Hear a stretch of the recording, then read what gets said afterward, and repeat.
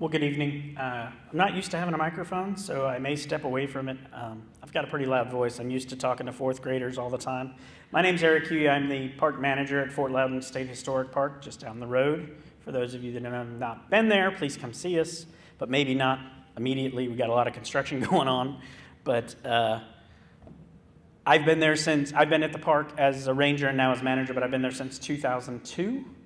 I've been with Tennessee State Parks. This is I've been with Tennessee State Parks since 1996. So I'm, as my rangers like to remind me, I'm old.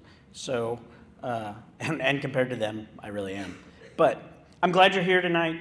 I realize this is a 2-hour part of the series. However, mercifully, I will not be just up here droning away at you for 2 hours about Fort Loudoun, but we are going to take some time to talk both about Fort Loudoun itself, and maybe if you're familiar with the history, we'll share some things you hadn't heard. If you're not familiar with the history, you get to learn from the very beginning.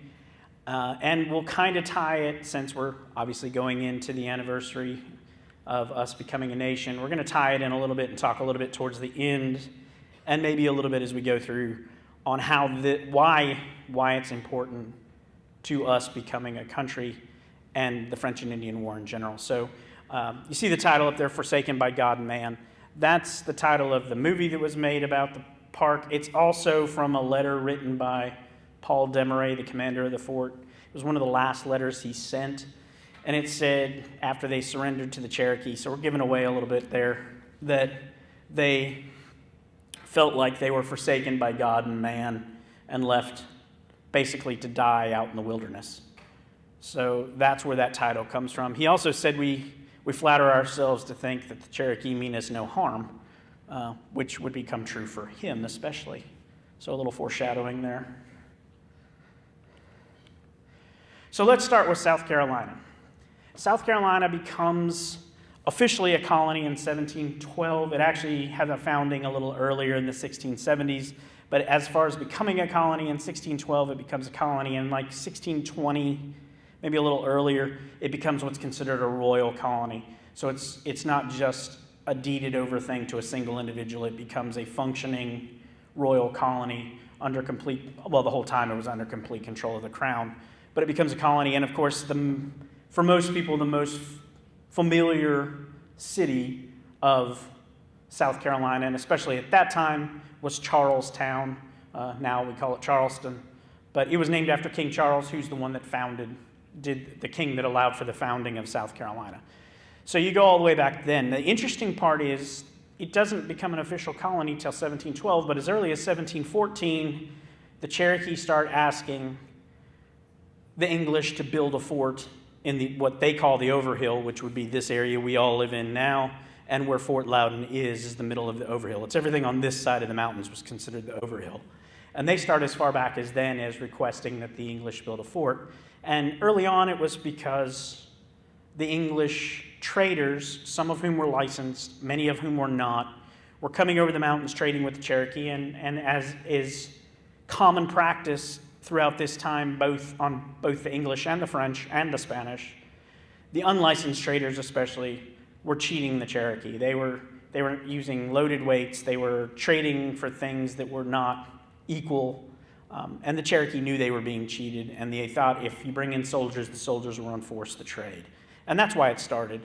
At this point, you don't have a whole lot else happening that they're worried about, and they'd like a fort, but with that, they don't want any settlers. They just want a fort, and they want soldiers.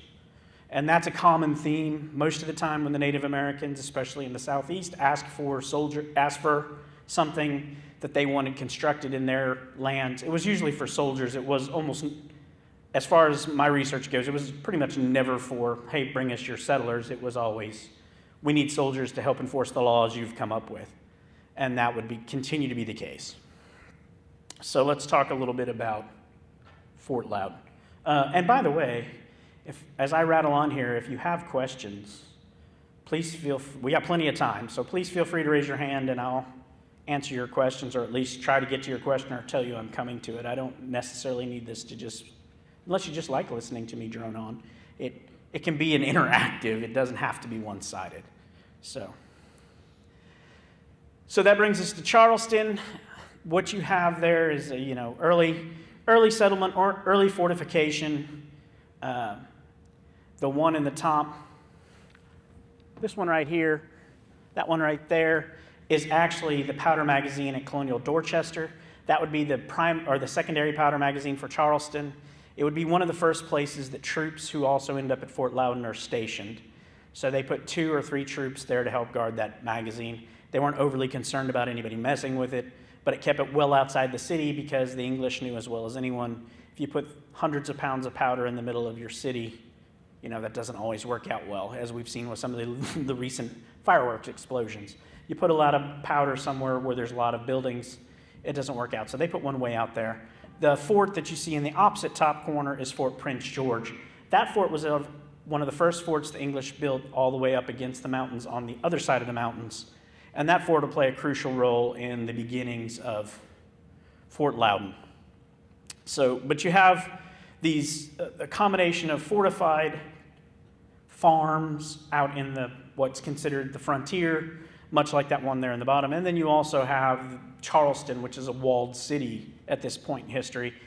Completely defended. Most of the fear in the early 1700s is against the Spanish coming up out of Florida. That's where almost all the worry is, that the Spanish are coming.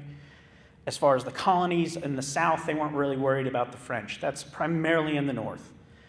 Those guys are all worried about the French in Canada, the French up around that are grouping down into Ohio.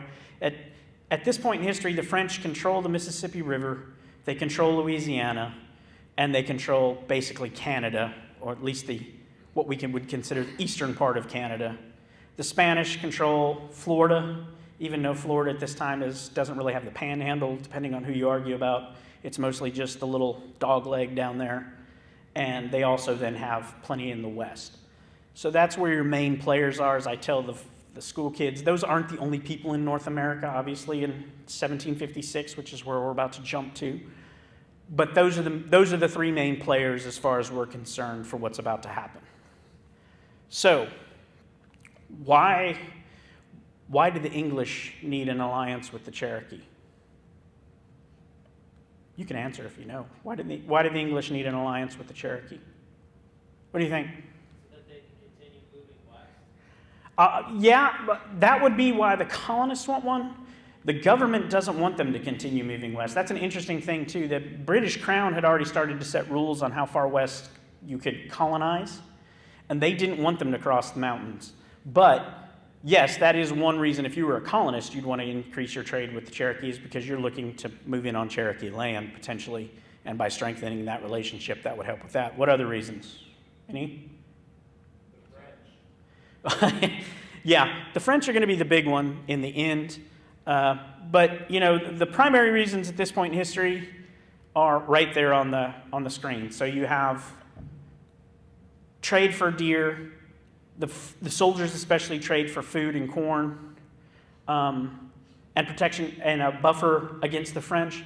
But it's the deer trade, the deer hide trade or buck trade in North America in 1756 and going right up past that is huge. I mean, they're exporting thousands of tons of deer hides out of this continent to England and to Europe in general, but to England primarily from the English colonies. And that's what we want them for. I mean, that's the primary trade mechanism at this point in history. We are trading all these strange goods to the Cherokee because we want deer skins. That's all we really want. We don't have you're not dealing with buffalo for the most part yet. The beaver trade is pretty much non-existent. That becomes a huge thing in the 19th century when we think about the mountain men out west. Suddenly beaver hats become a big thing, and that becomes a big deal. But this is all about the leather. They don't even care about the fur. This is all about leather. If you were a gentleman in England, your carriage roof, your carriage seats, possibly the seats in your house, your gloves, pretty much anything you had that was made of fine leather was made out of deer hide. And that was true of most social classes. It wasn't just the rich. The rich had a lot more of it and a lot nicer. But everybody in Europe at the time, and via England and then some through France as well, they want the deer hides. The deer hide is what they want for the leather trade. And that's why there's this big push for it. The French just happen to also be here. And so, yeah, the Cherokee provide a very nice cushion between the colonies, or in this case, the colony of South Carolina, and what they feel is Cherokee encroachment coming up the Mississippi, or off the Mississippi. The closest French fort at the time to where Fort Loudoun was, and that was most worried about by the English in South Carolina, was Fort Toulouse in what is now Wetumpka, Alabama.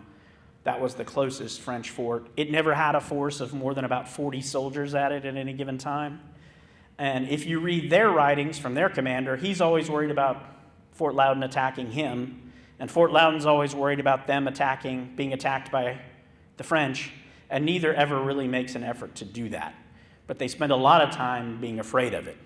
And so that drives a lot of this problem at Fort Loudoun as well. So we move on from there. You have the Cherokee in the Overhill, and the Cherokee. The Cherokee actually traveled to England. If you came and saw Charlie Rodarmer's lecture, I'm sure he talked about the Cherokee traveling to England in 1730 to visit the king, one of whom would be Attakullakulla, who will later be primary individual and an important individual as far as what takes place at Fort Loudoun. But as a very young man, he traveled to England and got to see England. And I think the trip to England, as most historians and probably most people who've read about it it did two things. It pretty quickly showed the Cherokee that there was an almost inexhaustible number of Englishmen who were wanting to come, who could potentially come to this continent, compared to the number of Cherokee who were here. And it also allowed the English to see that, it's questionable how they saw the Cherokee when the Cherokee visited. There was a whole big deal, and of course the translator died on the trip over, so that definitely caused some issues when they got there. But it is a big turning point for Attakullakulla himself, as he would later talk about. And as the Cherokee as a whole, I think it opened their eyes to what they were potentially seeing as a future with all these people coming to this continent. At Fort Loudoun, the Cherokee, these are good examples. These are some of our Cherokee reenactors at the fort. These are great examples of what the Cherokee would have looked like, that the British soldiers who arrived at Fort Loudoun or who lived in South Carolina, these are what the Cherokee would have looked like to a greater extent in this time period. They were tending to wear European, especially shirts. They were a mixture of European and native clothing at the time. You were seeing more and more native men wearing English-style shoes and moving away from moccasins, which to us today seems counterintuitive, but was what was happening. And so you have this culture that's trying to balance itself between what it was and what is happening to it. And in the same light, they're trying to balance their trade with the English against their desire to do many things. If you take the view that Native Americans, any Native Americans for the most part, or Native Americans as a whole, if you think of them from the standpoint of what we like to call the noble savage, which is an old term I'm not using, please don't go on social media and tell people I called them savages. That's not what I'm doing. But the noble savage is a term that for years was used to describe Native Americans, and it's the idea that, they were just these simple people who lived in the woods, and along come the other people, Europeans primarily, and they were very different in many ways. And that is true. But you also underestimate the abilities, the skills, and the level of intelligence of the people, speaking nominally of the Cherokee, because that's who I interact with for the fort's history, and that's who we discuss mostly as historian of the fort. But the Cherokee were astute negotiators. They had a massive political system of their own. They were very good at negotiation. They prided themselves at negotiation. They were very big on trade. They were very big on, I won't say democracy because I think that's not really a term they would have used, but they did the voting and systems of government they used for themselves were just as advanced as anything the Europeans were doing at the time. Their primary shortcoming is that they didn't have the same level of industrial production on any level that the Europeans had. I don't think they were any less capable or skilled or smart than the people who showed up here from Europe. They just were unlucky enough not to have the ability to produce the same volume of things on the same level. And that put them at a shortfall right off the bat. So the Cherokee Overhill, whoops, wrong way. The Cherokee Overhill, as we would describe it, the map you see up there, the big map, will be made by Henry Timberlake when he comes through the valley in 1763. He designs that map, which shows all of the towns of the Cherokee Overhill. It was debated for a long time whether the little houses and things he shows, when you look at Chota there, the metropolis as he wrote it, when you see all the little triangles, whether those were truly houses or not, or whether he just did the old, we'll just put a bunch of houses there so you know it was a big place. Based on the archaeology they did prior to the impoundment of the lake, many of those structures sit where we know, within reason where there were structures. The numbers work out.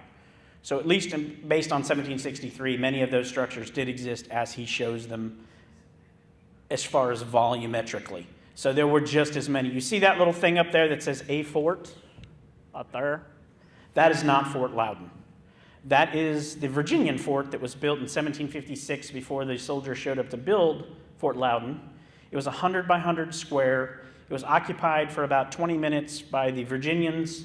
They then went back to Virginia, and some of the headmen from Chota moved across the river and moved into the fort briefly. We know when the soldiers that built Fort Loudoun arrived, they send a sergeant and a dozen soldiers to man the fort, and then it disappears from history. There's no longer any conversation after that initial order, and we know, based on what little archaeology was seen there and from writings from the English who passed through later talking to the Cherokee, that fort burned down, probably accidentally, but it did burn down. So it was never, that was the fort that was supposed to be there. That's where the Cherokee wanted a fort, was next to what we consider the primary town of Chota. That's where they wanted one. And that's the Virginians and the South Carolinians were supposed to come over the mountain together and build a fort together. Obviously, as I just described to you, that didn't happen. The Virginians send their people over from Williamsburg to build the fort. The English start from South Carolina to also help build the fort. And right in the middle of that, you have the governor's change in South Carolina. You have Governor Glenn suddenly gets recalled, and Governor Littleton becomes the new governor of South Carolina. And of course, he does what many politicians do, even today. He immediately calls a halt to anything that was set up by his predecessor and stops the soldiers and recalls the soldiers who were sent over to construct the fort, and leaves what's going to be the new commander of the fort at Fort Prince George waiting. So all of a sudden, that's why you have the Virginia. That's why they built two separate forts, is because the Virginians went, well, they're not coming, so we'll build this one. Outside the fort and in the Overhill as a whole, you see those two buildings there that are in the photograph, and then you see the painting above it. The painting above is actually based on some archaeology in the valley. That would actually be the town of Etowah, which sits where the marina and the campground are. Well, it sits out in the middle of the lake in front of where the campground and the marina, or the boat ramp are now. Those two actual structures that you see there sit outside the reconstruction of the fort at Fort Loudoun, and our Cherokee reenactors use them. The Cherokee as a whole were dual homeowners. They owned a winter house, they owned a summer house. However, unlike us, where we put them in, two different states for the weather, they put them side by side. All of the Cherokee houses in the Cherokee towns going up through the valley, the winter houses were round with a conical roof, we think, but we know they were round, and from all the descriptions and writings, they had conical roofs, with the exception of the Cherokee town of Tuskegee, which stood out in front of the fort, and its winter houses were A-frames, built much like European houses. More like a model. They're all mud structures. I mean, they're wood frame, wattle and daub structures with in this case, a poplar bark roof. But they built their winter house and their summer house exactly the same. The summer house just doesn't have any walls. So it's like a big picnic shelter. We don't know why they built them different at Tuskegee. You can make a lot of assumptions, but the easiest one is all the new structures that popped up in Tuskegee would have popped up about the same time construction was taking place in the fort. They looked at the buildings being built in the fort and thought, well, we'll try that. You also had many of the soldiers who were renting houses from people who lived in Tuskegee, the Cherokee in Tuskegee, and Cherokee houses have to be rebuilt on a regular basis, so they may have just chosen to rebuild them at that time that way. We don't know for sure. So, 1756. Well, let's start with the war. George Washington gets credit for starting the French and Indian War as we know it. In 1754, he's sent as a lieutenant colonel in the Virginia provincials with a group of with the Virginia militia with a unit of soldiers to go to what would be later the fort that's built at the confluence of the Monongahela, right there at the Ohio River. And he goes there with the intent of telling the French they need to leave. That's what he's been tasked with doing. He takes a letter to tell them to leave. You need to leave. And I'm sure, as it's said often, and even the French write about it, they laughed a lot about it, and they said no. And so he makes his way back to where he had kept most of his troops at the Great Meadow in Pennsylvania, or what would be Pennsylvania. The next day, he finds out that the French have sent a party of, he's told by the natives that are with him that the French are sending soldiers to attack him. So he takes 40 soldiers and about a half dozen Iroquois with him, and he heads out to go cut them off. The story is very muddled after that, but in the end, they ambush those soldiers and kill most of them, actually, and run off some of them. But one of the men that's killed is a man named Jumonville. He is, as it would turn out later, the brother of the commander of the fort they went to talk to. And so then the fort sends a force almost entirely of Native Americans mixed in with some militia and other French. Washington builds a little teeny fort that's round at Fort Necessity, as it would later be known, in the middle of a meadow. If you've ever been there, it's probably the worst place to build a fort. It's got high ground on all sides. It sits out in the middle of a meadow. Now, granted, he had 4 days to construct what he ended up with there, so you can't blame him a lot. And on July 3rd of 1754, he's attacked. And the reason this is important is because this is the first battle of the French and Indian War, really. And the reason it's important to Fort Loudoun is because the only redcoats at this battle are soldiers from South Carolina. The Independent Company of South Carolina, which is the redcoats that will man Fort Loudoun and the redcoats that man Charleston. 100 of them are the only redcoats at this battle, and they show up to assist Washington, or to increase Washington's numbers, and they're the only redcoats at this battle. They take staggering losses across the whole thing, and Washington surrenders. The only time, as you'll see in many, many books, the only time Washington formally surrenders his entire career is this time. And unfortunately for him, his translator was not a very good translator and didn't translate the surrender document, which was written entirely in French. And it says that the English assassinated Jumonville. Not a great thing if you're the guy responsible. So that leads to that, and Washington returns to Virginia, kind of with his hat in his hands, so to speak. And at this point in 1754, the French pretty well now control the Ohio country and would continue to for some time. But you have this big battle in North America. This is kind of given as the beginning of the French and Indian War. Everywhere else in the world, the French and Indian War is known as the 7 Years' War. It won't officially be a declared war until 1756. So the same year that they send The Independent Company of South Carolina sends an advanced party over the mountains to pick a site to build Fort Loudoun. And so begins the turmoil that will be Fort Loudoun. Now, this is a great picture because these are reenactors from the fort. I'm in there somewhere, and there's a bunch of our reenactors and park rangers in that picture marching in a straight line through the woods. But that's about as true to form as we can explain to you it would have been for those soldiers to cross the mountain. There were no roads. Once you got to Fort Prince George, everything either had to be carried on horseback or on your back. There were no roads. The widest paths were Indian trails, so even moving horses with much on them was a difficulty. It was a staggering amount of work, and it was about 150 miles from where Fort Prince George stood on the other side of the mountains to where they would build Fort Loudoun in what is now Vonore on the other side of the mountains. And it took them an average of 10 days to walk that.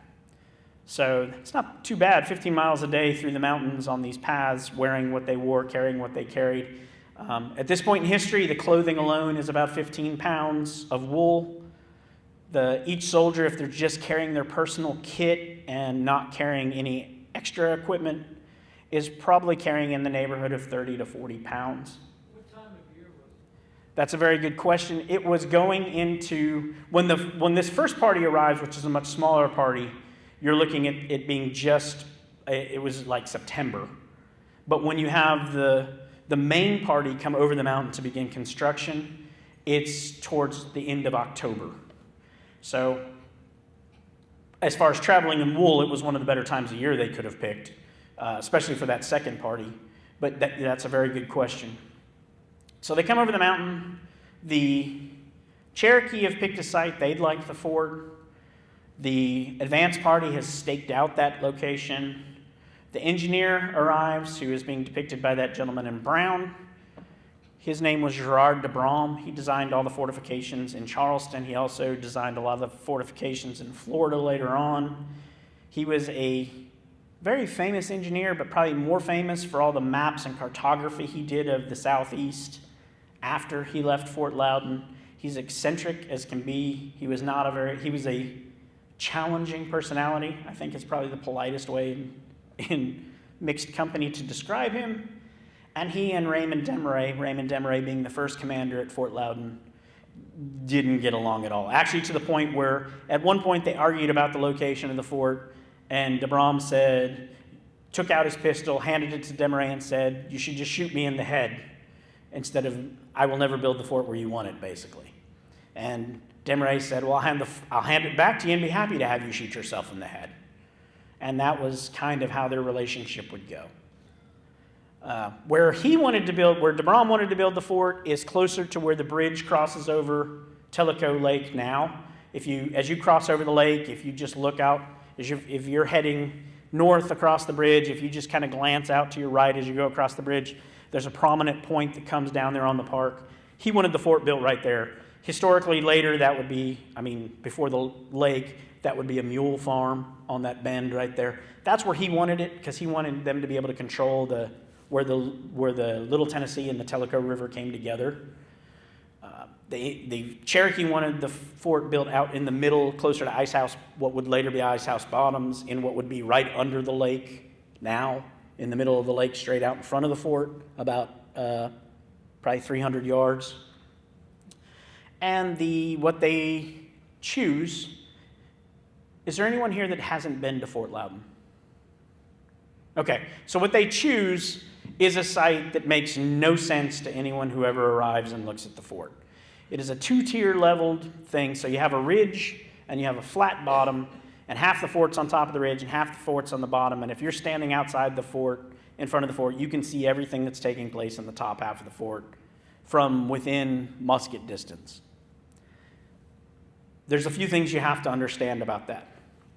First of which is the only thing the engineer was worried about is being able to set his cannons so they controlled that bend in the river that's further down. And so the top half is set up so you can fire cannons from where the top bastion is towards our parking lot and sink a ship coming up that bend, because it's going to have to make a hard turn in that bend. That's what he was worried about, even though the Cherokee told him and the English told him, and the French would later prove it, you couldn't bring anything bigger than a canoe or a small flat-bottom boat up that river. The Little Tennessee was going to be hard enough, but as everyone who's lived in Tennessee most of their lives knows, the reason the TVA built many of the dams is because you couldn't navigate up the Tennessee without a very good boat pilot, because there were so many shoals and sandbars and rapids and things that you couldn't just casually come up here in a gunship or a gunboat, so that wasn't going to happen. The bottom half of the fort he wasn't worried about, because right up against the bottom half of the fort was the Cherokee town of Tuskegee, and he didn't figure the Cherokee were going to be the ones attacking them. This will foreshadow problems later, but that was what his thought was. So in that picture next to that one there with the engineer, you see our beginnings of reconstruction. If you come to Fort Loudoun, everything you see from the time you leave the museum to the time you get to the fort and walk around the fort, everything is a reconstruction. There's nothing original to the fort. The site of the fort is its original location by latitude and longitude. So those of you not familiar with that, that means if you look down in space in 1750 or 1760, and you look down from space today and look where the fort is, within a few degrees it is in the exact same place. The difference is the entire ground where the fort sits, from the edge of the lake up and over the hill, has all been raised straight up roughly 20 feet. The TVA went out there when they redid the lake and when they raised the fort and just brought in dirt and raised the elevations of the fort roughly 20 feet. That's not great from the standpoint of an archaeological site, but from the standpoint of a reconstruction, it's nice for us because we will never hit any artifacts that may still exist from. I don't have to call an archaeologist every time I dig a hole, because the original site is sterile. Where we are is sterile. So we've rebuilt the fort. I came to work there in 2002. We began reconstruction in 2003, mostly with re-siding and re-roofing, and then we began actual reconstruction in 2004, and we completed a almost complete reconstruction of the fort by the 250th of the surrender of the fort in 2010. We are 4 buildings shy of a complete reconstruction. There are some buildings in the fort that wouldn't have existed at the same time as other buildings, but once they were built, we didn't tear anything down. And there are 4 buildings missing at the top curtain wall, and there's 1 building missing from the parade ground. But the rest of the fort, within reason, stands like it did.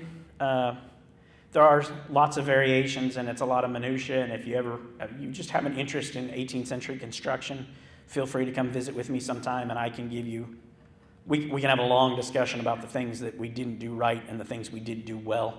But it is a complete reconstruction in the style based on the archaeology, and all the buildings stand where buildings stood then.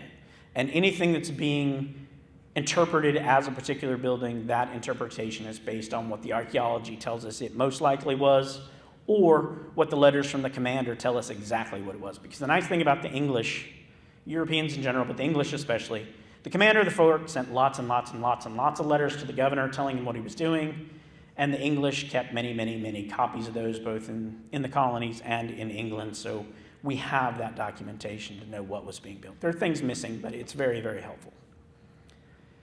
So the fort's built in 1756. It's about 9 months. The fort, one part we did miss is de Brom is there, as we discussed. He actually arrives in September. Just before December 24th, he departs. He gets angry, says, "The fort's complete," and he leaves.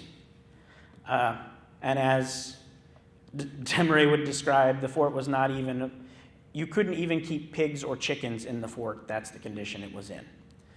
So, and that's what so the Cherokee label, they have a name that I can't pronounce, but it translates down to the soldier who ran away in the night, and that's what they named de Brom, because he just went from, "Hello, I'm here," to the next Christmas Day, he was gone.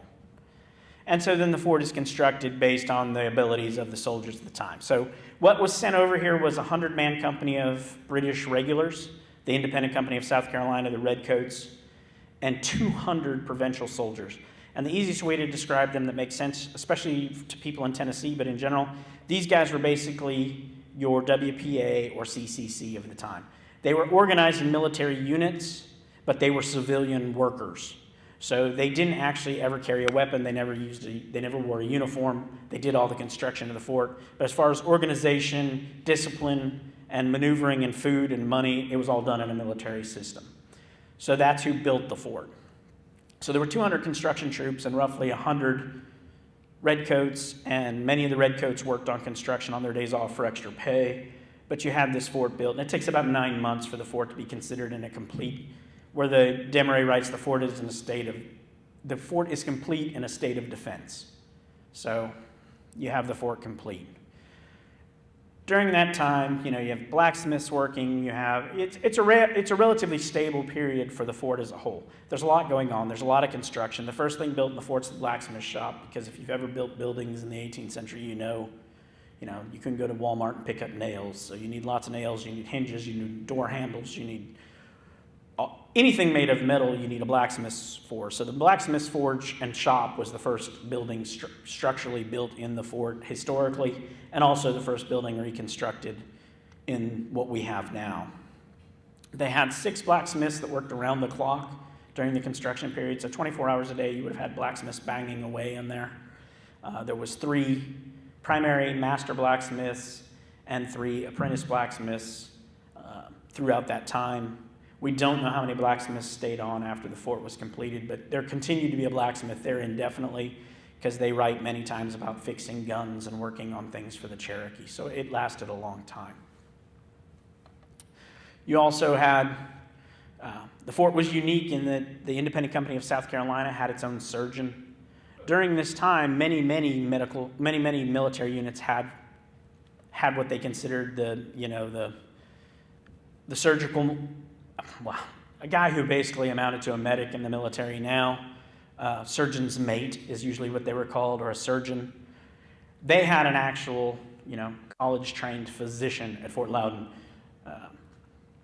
He was actually Washington's surgeon at the Battle of Fort Necessity. He actually lost his medical kit at Fort Necessity. And one of the first things that happens when they have the changing of the commanders at Fort Loudoun is the new commander brings him an entire new apothecary from Charleston. So they had an actual surgeon. We've got a building set up there as the infirmary. We know they had an infirmary. We don't know what building it was. They never really give a good description of that. But we have a building set up as an infirmary. So they have their own surgeon. We know of multiple soldiers who died from injuries and during the construction. And we also know there was at least 1 baby born at the fort during its early period, making it quite possibly, lots of people like to take credit for it, but it may have been one of the first, if not the first child born west of the Alleghenies at that time. There were women and children at the fort from the very beginning. So it was not a settlement, but there were women and children there from that time, because it was not uncommon for the camp followers of the women and children to travel with them, with roving military groups. So you had that. They quickly established a commissary. This is going to be, for those of you who were in the military and for those of you who read about military topics, this is probably the biggest problem, especially in the 18th century, but historically, even up till now, but especially back then, supplying the troops was the hardest thing. There was actually 2 roads that went from Charleston they could have taken to make it to Fort Prince George, which is near Keowee, South Carolina now. That fort site is actually under Lake Keowee. They were being supplied from Charleston through Fort Prince George. So things were brought from Charleston or the surrounding area, brought to Fort Prince George, and then from there either loaded onto horses, or in the case of cattle and pigs, they were herded over the mountain. And then everything was delivered. One of my early studies I did after I came to work at Fort Loudoun was trying to figure out, just on any given moment, how many horses were in motion. And during a 6 week period in 1758, there was 1,000 horses in motion, either headed to the fort or headed back from the fort along that path, from Charleston all the way to the fort and the rivers. Yeah. Eventually that's what happens, is you end up, the Unicoi Turnpike is going to be the end result of all this motion. It just naturally gets wider. You can't keep having all this motion over the mountain and these horses and cattle, especially when you start moving, herds of cattle and herds of pigs. I guess it's herds, I don't know. What do you call a larger group of pigs? Anybody know? A lot of pigs. You call it a mess is what you call it. They spend a lot of time chasing them, I know that. But you can't move all this stuff over the mountain and not eventually end up with something closer to a road. The biggest thing brought over the mountains early on was the cannons. Fort Loudoun had a total of 18 cannons, which for a small fortification designed for 100 soldiers in the middle of what was nowhere at the time, was a lot of artillery. It had 6 swivel guns. Those were brought over from the very beginning before the fort was even built, and that's going to be a small cannon that could actually be lifted by a single individual, typically less than 100 pounds. And with that then were also 12 great guns, which they have a really neat story too, and since we have plenty of time. Those guns were bought at a second-hand store in Charleston by the governor. We don't know the provenance of them. We don't know where they came from before they ended up in the second-hand store. They were either ballast on a ship and then offloaded. They may have been taken off of a Spanish ship that was taken as a prize. They may have been taken off a French ship that was taken as a prize. They may have just come off an English ship that was refitted with new guns. We don't know. Only 2 of those guns have ever been found. One is at Fort Loudoun, and one is at the East Tennessee History Museum. They have no discernible markings on them for us to do any provenance on them other than that. But those 12 great guns had to be brought. Raymond Demeray left them at Fort Prince George. He said, how are we going to get these guns over there? We can't build carriages. We brought them here on wagons. Each of those guns weighed 350 to 375 pounds, so it's a substantial gun. They were longer than guns of the period, so they were old guns. They were all iron.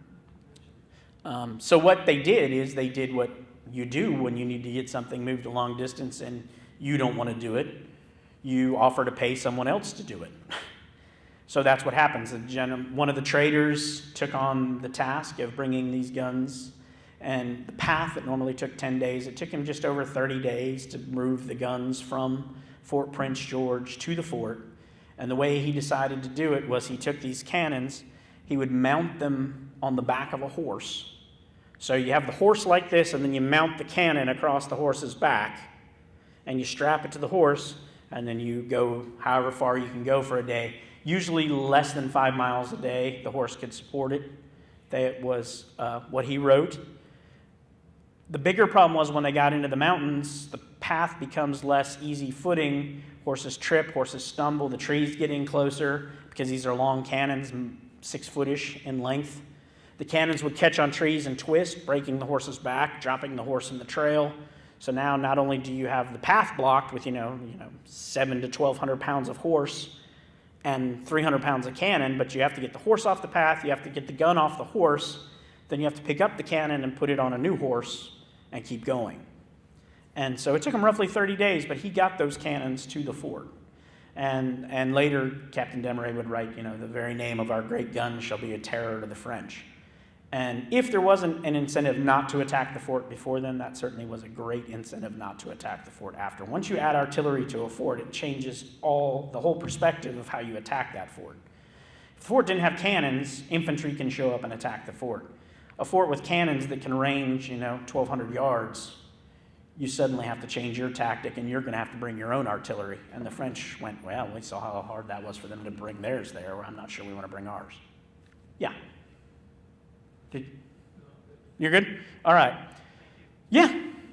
So then you have, in 1758, or actually in 1756, beginning of 1757, a little back and forth here, you have the changing of the guard. The commander of the fort, Raymond Demeray, who is older, he's been infirmed most of the time he's there. He never intended to be the commander of the fort. His first job was to go and reinforce Fort Prince George and help rebuild it. He didn't know he was even going to be coming to Fort Loudoun or building Fort Loudoun. He asks for a replacement. They send him a replacement. The replacement happens to be his younger brother, Paul Demeray. Now, the Demerays are interesting in and of themselves because the Demerays are French. Both the brothers are French. They both were raised primarily in England, but they're both French. They're French Huguenots.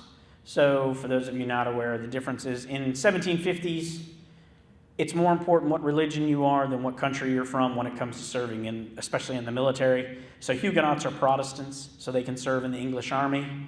Your many of your Irish are Catholic, so a lot of them served in the Spanish army, or even some of them, a few of them in the French army.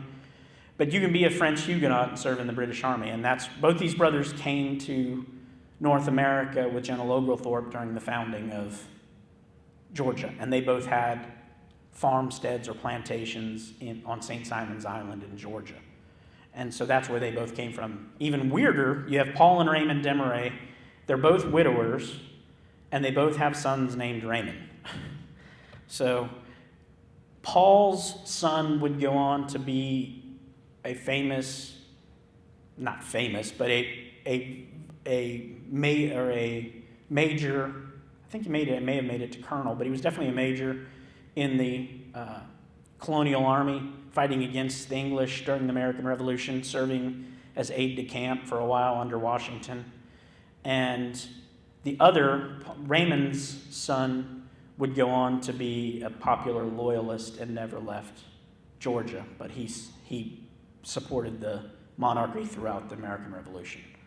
So that's just unusual. So that you have this change of power, and with that, the whole way the Cherokee and the fort interact changes because, Raymond was older. He was, I don't want to say wiser, but he had a better grip on negotiating, dealing with Cherokee. He wasn't a hothead. He was very good at negotiation. He tried to understand to a degree as best as an Englishman could the Cherokee at the time. And he worked hard at negotiating and trying not to create problems between the Cherokee and themselves. Paul came in and pretty much went, we're English, this is the way we do it, this is the way we're going to continue to do it. The Cherokee are mostly thieves and liars, and you can only imagine what kind of start to a relationship that was. So as we said, you have to remember at this point, almost all the battles that took place during the French and Indian War took place in the north, primarily around Ohio, Pennsylvania, and into Canada. So the Cherokee men, the warriors from the Cherokee towns, were going north to fight alongside the English. They were the largest native English ally. So they were going north to fight alongside the English, leaving their towns exposed to potential attack by French, but more likely by the natives who sided with the French. The French, in 1756, there were over 1 million British living in North America. There was about 60,000 French living in North America. So the idea of the French actually doing it was more likely French-influenced natives attacking in the South especially. And so the fort was put there to give their women and children and the elderly of the Cherokee town somewhere to go and a defensive to keep the others from them being attacked while their men were away. And the Cherokee also hoped they would regulate the trade that was taking place and get rid of the illegal traders and kind of put their foot down on illicit trade to the Cherokee. The first part worked. They never really got attacked by anybody while the fort was there, so I guess you could say from that standpoint it worked. The English the troops at the fort were never given the job of regulating the traders, so from that standpoint it didn't really make a difference, but that's what they had hoped it would make a difference. But you had women and children at the fort. You had women and children with most traveling military groups and in fortifications. That was always the case. We'll talk a little bit about the fort surrendering here towards the end, but when the fort surrenders, you have roughly 250 people at the surrender, and only right about 200 of those were men or soldiers. So the rest would have been women and children and a few civilian males. So there were quite a few women and children at the fort. As we said, trade was the primary thing, and between 1758 and 1759, really from 56 to 59, things run pretty smoothly at the fort. There's very little problem. The fort operates as it's supposed to. The soldiers come and go. The Cherokee continue to trade. Their men go fight up north. They come back. It's all a pretty civil system between the two. We talked about the artillery at the fort. The only time we know for certain the guns were fired was in salute or honor of another party. We have no written record of the cannons ever being fired at an enemy of any kind, whether that be native or otherwise. We do know of at least one person killed by artillery at the fort. Corporal James Hill, who was the artillery corporal, charged one of the swivel guns in honor of the king's birthday in November. set off the cannon, it exploded and removed half his face, according to the writings, and he lived for 2 more days and then died at the fort. So he's one of about 4 soldiers by name we know died at the fort, but his is rather dramatic. So you can imagine how terrible that would have been. So that then reduces, obviously, your cannon number, and also shows you how little they knew about the guns, because iron guns can explode, but they don't usually explode unless they're just not guns you know much about. The soldiers continued to do what soldiers do. They drilled a lot. They monitored the fort. And for those of you that know Joseph Gamble, a hometown boy here in Etowah, that is him when he was much, much younger. And when he served as one of our seasonals at the fort. The reason I put that picture in there is because if you were a young man in the British military, that's probably more like what you look like than the old fat guys that we now have at the fort, like me. Though the Independent Company of South Carolina was considered an infirmed company, we know there were soldiers in the company, at least 2 of them who served at the fort, that were in their 60s. So that's unusual both for the time and for serving on a front line. So they weren't all young. The guys that looked like Joseph would have been that 100 they sent up to Fort Necessity, because those guys had to hoof it all the way up to Pennsylvania. And then they fought a rearguard action at Braddock's defeat. And they also, some of them went all the way up to Nova Scotia to fight at Fortress Louisburg. So they were going to be your really well-disciplined, well-worked soldiers. The rest of us were dirty, insolent, and undisciplined, as they were described by their commanding officer. So then becomes the strife. So in 1758, you have a group of Cherokee that go fight up north under the leadership of the Cherokee leader Moytoy. They go into the Ohio country. They serve alongside the Virginians. On their way back, they decide, in 1757 and 1758, the English are getting whipped by the French. They haven't won anything. You had the defeat at Braddock's March, where they lost the largest artillery train in North America at the time.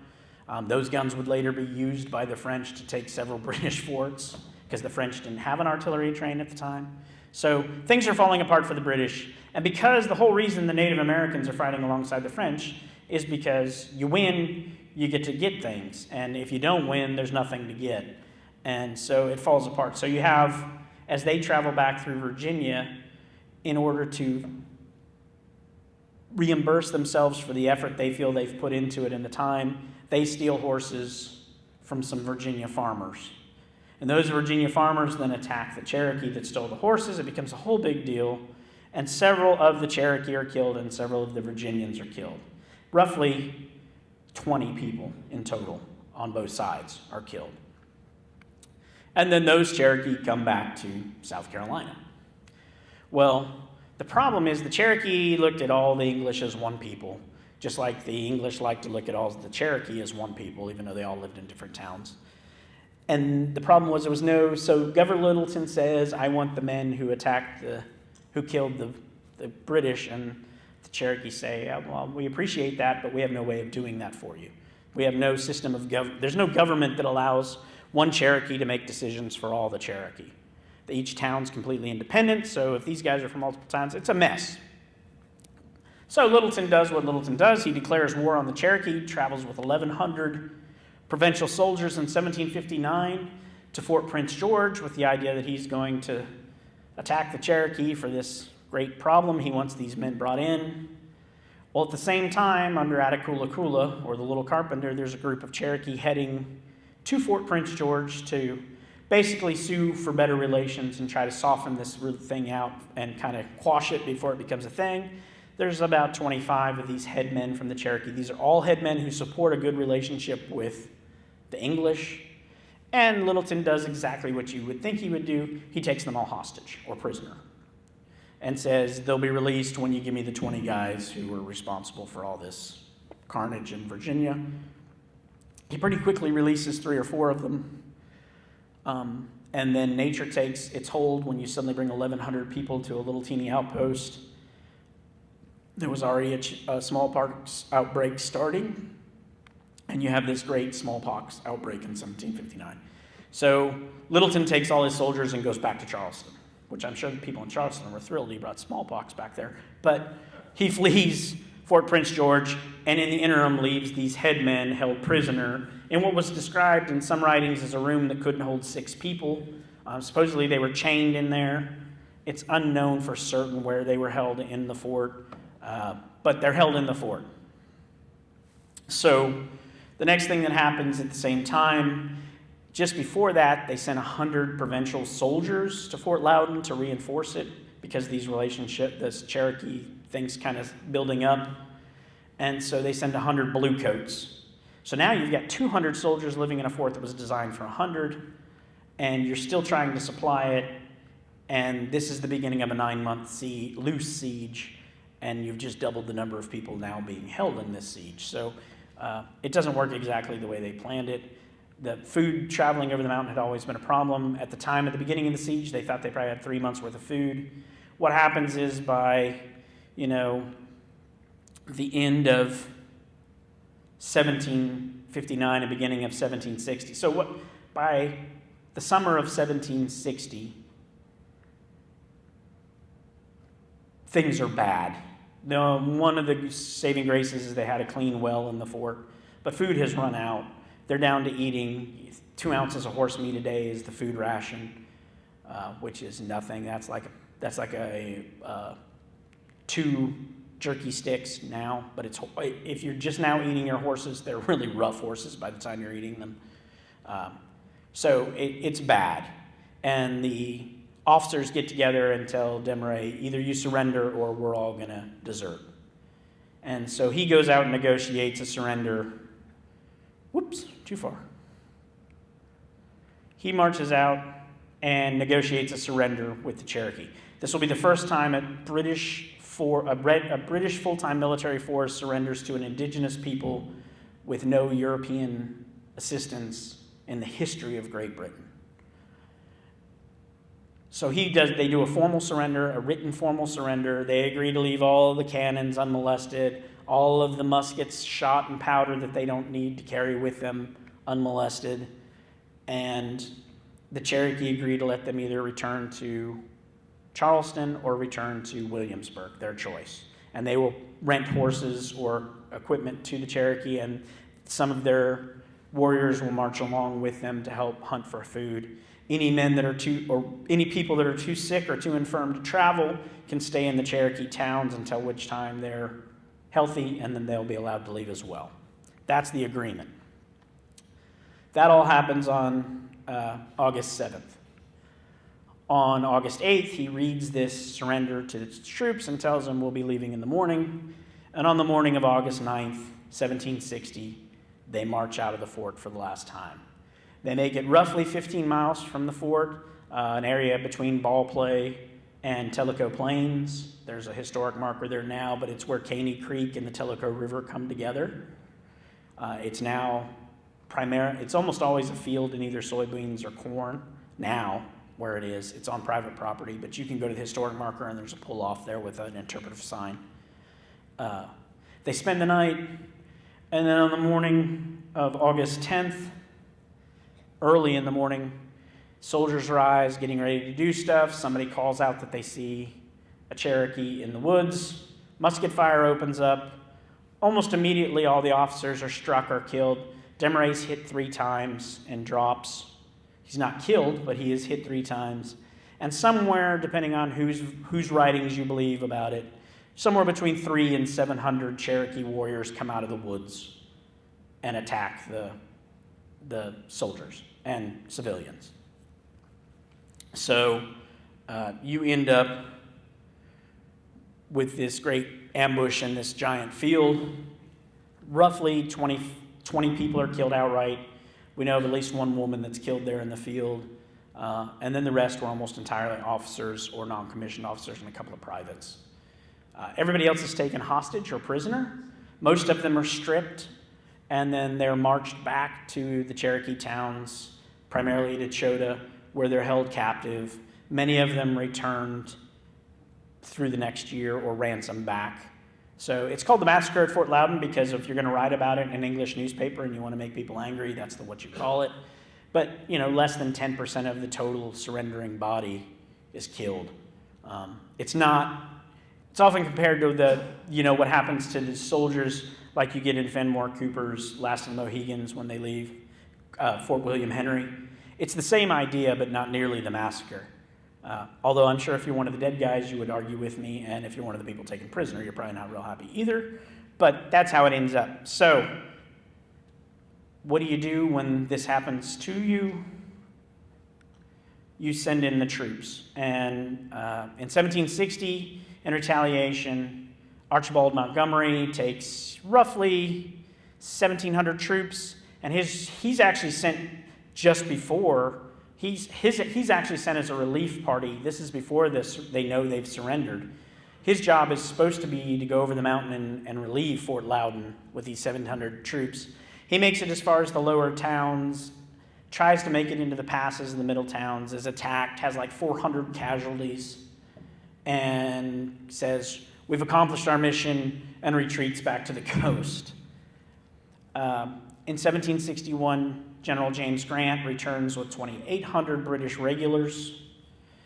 They march in, they burn 15 Cherokee towns to the ground, destroy about 15,000 acres of crops, injure, kill, or displace 5,000 Cherokee in the middle settlements, never make it over the mountain to the Overhill, and then they call it good and they march out. And as a result of that, at the end of 1761, the Cherokee sue for peace in 1762, and there's a peace accord between the English and the Cherokee in 1762. And the Cherokee as a people will never fully recover as a whole from the devastation of what took place through that destruction, especially in the middle towns. The Overhill didn't take the brunt of it, and that's where the brunt of the retaliation was meant for. But in the end, it's the same problem. We don't hear a lot about Fort Loudoun again until 1763, when Henry Timberlake comes over the mountain as part of the peace negotiation for that final peace and to strengthen relations with the Cherokee and open up trade again. And he comments on, while he's there visiting the Cherokee, of passing the burned ruins of Fort Loudoun. So we know sometime between 1760 and 1763, Fort Loudoun burns. Whether it's intentional or accidental, we don't know. Probably both. Mostly probably intentional, because they didn't want the English to come back early on, and you burn their fort, you figure they won't come back. But it's, as we've proven at Fort Loudoun, it's not hard to accidentally set your fort on fire. It's a big, giant wooden fort. So you can do it accidentally. And then in the 1930s, the 1917, the colonial dames purchased the ground that the fort stands on, put up a historic marker.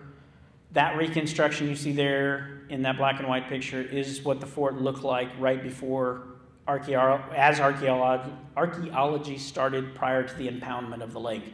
So that gives you a good view. That bend right there, that's the bend in the river. He wanted the top part of the fort to be able to shoot at. And the whole bottom half sits on level ground down here. The Cherokee town of Tuskegee stood out there. That's what it looked like prior to impoundment. You then have the dam that TVA built and the impoundment of the Little Tennessee River, which I will not go into because that's a topic all of its own. But the end result is you end up with that. The reconstruction of Fort Loudoun with a giant lake around it, and our museum there, which will look totally different here by October as a result of all the construction they're doing. But that's what we end up with now. So in that picture is really nice because you can see Fort Loudoun in the foreground, and then in the background you can see the Tellico Blockhouse, which will be built about 20 years after the American Revolution by at the beginning of statehood for Tennessee under Sevier's leadership. And that's where we end, so to speak. So that's me in all my garb, looking rather regal. Does anyone have any questions? Or have I stunned you into absolute silence? All right, well, again, my name's Eric Hughey. I am the manager at Fort Loudoun. If you haven't been to the fort, I definitely invite you to come to the fort. Know that we're in the middle of about a $2 million renovation to make the fort as fully accessible as it can be for folks with disabilities, as well as making it more accessible for folks who don't have disabilities. And we're adding bathrooms, we're adding new trails, we're adding new walkways. So right now it's a mess, but come October when it's over, the fort will be in a great place again. They're expanding the museum a little bit. We're getting ready to add new exhibits. We do lots of programs at the fort. We see probably somewhere between 6,000 and 8,000 school kids a year. That's our main drive, is the school children, because we're in the curriculum.